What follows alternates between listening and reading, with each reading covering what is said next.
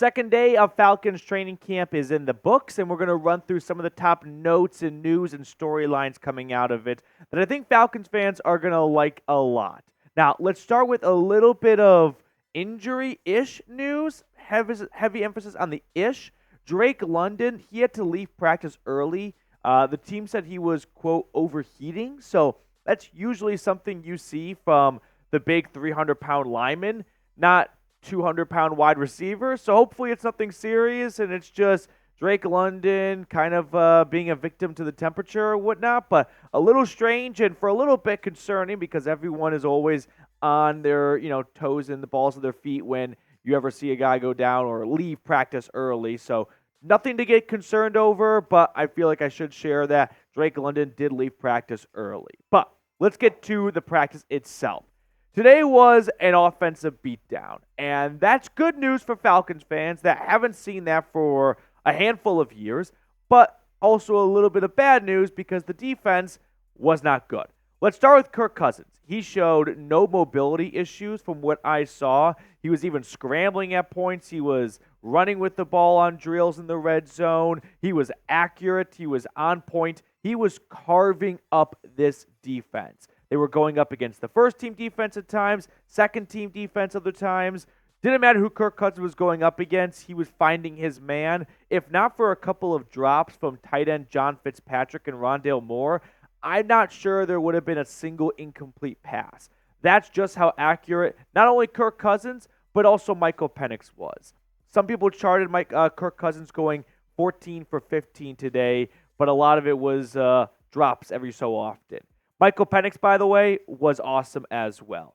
I think he has clearly emerged as the second quarterback on this roster, overtaking Taylor Heinicke after just 2 training camp practices. So I think you can safely put Heinicke on the hot seat in terms of fighting for a roster spot.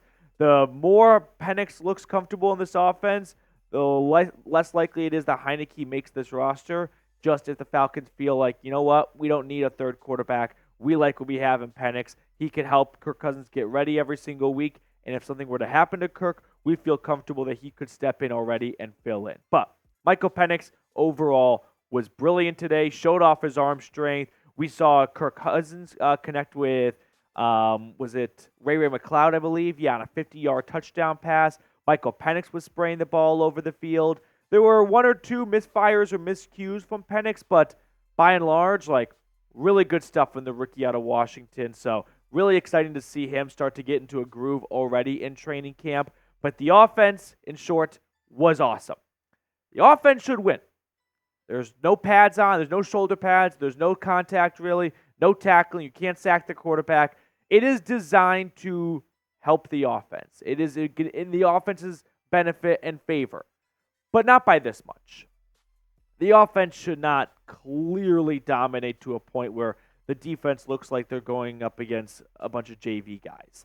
It was probably a little bit too overpowering how good the offense was, which that we haven't seen that in a little while, so I'm not going to be too upset about that, but still, I think you'd like to see every once in a while the defense get a win or two and send a blow back to the offense. That was not the story today. The offense kicked their butt from start to finish. So what is your concern level over the Falcons defense? It's training camp. It's very early in training camp. We're not even through the first week yet, but there are already a lot of question marks going into training camp about this defensive roster, and those questions are only getting louder and bigger as we inch closer to the regular season. So concern level, scale it for me 1 to 10. Personally, I'm at a 7. I was probably at a 6.5 going into training camp, and 2 practices in, all we can hear about is how awesome the offense has looked so far. Now, the defense is at a disadvantage. They can't tackle the quarterback. They can't tackle anyone for that matter. But still, you look around the rest of the NFL and you see and hear storylines of the defense won this red zone drill. And we saw that a little bit last year. Of course, that was going up against Desmond Ridder and Taylor Heinicke, so not as stiff as competition as Cousins and Penix. But still, at some point, you'd like to see the defense get a win. And they have yet to even do that in 1 drill so far. So I'm at a 7, and I feel like it's only going to get worse as we get through training camp in terms of my concern level if we don't see the defense starting to pick up a couple of good practices and days. Now, before we get to the rest of our training camp notes from day 2, make sure to check out our great sponsor, which is Game Time. If you love summer baseball and want to catch a Braves game or any other major league team, you're going to want to give Game Time a shot.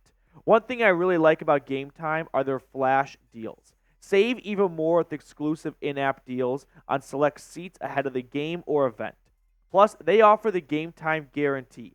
If you find tickets in the same section and row for less, Game Time will credit you 110% of the difference.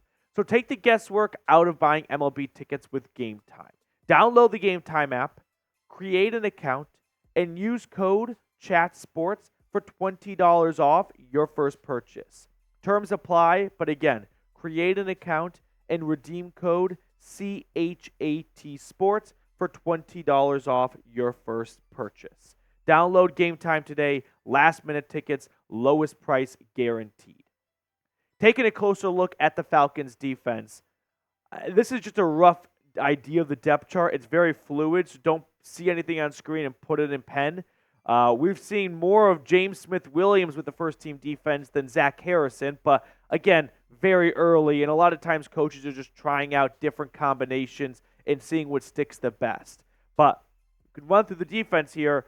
This is a defense that the coaching staff is gambling on themselves to improve, right? If you're playing a lot of NCAA 25, when you get to pick a coach, you can be a recruiter, a motivator, and I forget what the other one is, but the Falcons are betting on themselves to improve the defense without spending big in free agency or using early draft capital like, say, I don't know, a top 10 draft pick.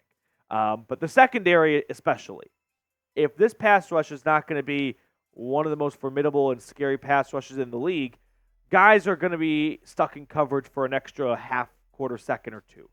And that means the Falcons secondary is going to have to be on their A game every single week of the season. The DBs have a lot of work to do. From what we saw today, and again, small sample size, and sure, I'm probably overreacting just a little bit, and I can see that in myself, but can you blame me? Like, everyone came into training camp a little bit queasy about this defense and fingers crossed mentality. If you go into a season with your plan being fingers crossed, that's not a very good plan. And that appears to be the plan right now for the Falcons defense. And the offense so far has exposed the defense for being what they are, which is a very young and inexperienced group outside of some leaders like Bates, Terrell, Grady Jarrett, and David Onyemata. There's 11 guys on defense. 4 of them I can really trust. A couple other guys I can kind of trust, but a lot we're banking on. And listen, if this was a team that didn't have an expensive quarterback, all right, let's develop the youngins. But that's not the case here. If you're going to spend $180 million on a quarterback, you might as well round out the rest of the roster so you can be a competitive team. Because look around the NFL. You think you're going to get by the Eagles, the 49ers with just Kirk Cousins? No. This defense needs to be better. So one practice, okay. People have bad days. I have bad days. I have bad videos from time to time. But 1 week, if this starts to become a pattern of the offense dominating every single day, you got to start calling some free agents. You got to get Stephon Gilmore down to Atlanta. Not on Delta, but get him down to Atlanta. Start getting some bodies in camp. Working out veterans. Because I'm not about to waste the 2024 season on hoping a bunch of youngins can step into a larger role this year. You can make that bet for 1 or 2 players, but not for a whole bunch. And that's what Atlanta's doing. Most notably, a 3rd-round defensive end, a 4th-round cornerback, and a 7th-round safety. Those are risky gambles to make. And this is not the season to make those gambles. To wrap up the video, as always, a trivia question for everyone watching. Name this Falcon. Played wide receiver. He was a 1st-round draft pick. Played for the Falcons from 2004 to 2010, and then with the Vikings from 2011 to 2012. And he had 20 touchdowns with the Falcons. I'll give you guys 3 to 5 more seconds to think about it. Pause the video if you need some more time, because the answer is coming up in 3, 2, 1. That would be wide receiver Michael Jenkins. That was like Roddy White's running mate for a handful of seasons. Maybe never lived up to the true round one expectations, but had some really solid years for Atlanta. I don't think he ever got over 1,000 yards, but still, all-time random Falcon if you ask me. So if you got the trivia question correct, congratulations. Appreciate everyone for watching all the way to the end of the video. We will sign off, and we'll see everyone later.